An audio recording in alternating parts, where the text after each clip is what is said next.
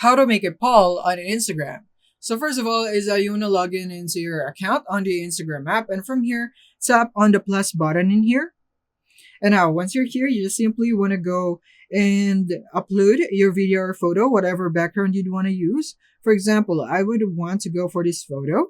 Next is to add a poll. Is that you should simply go here into the sticker icon, which is this one. So tap on it. And once you've tapped on that, this should pop up. And now from here, all you have to do is to go for the poll sticker, which is this one. So tap on it.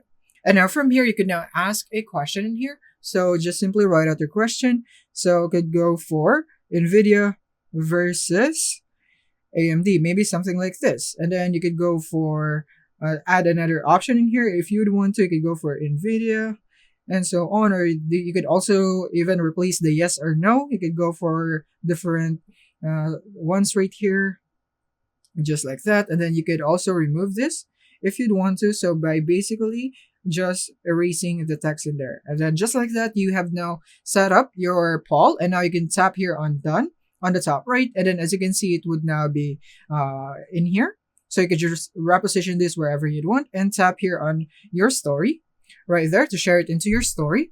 And now that it's in our story, you want to tap on it.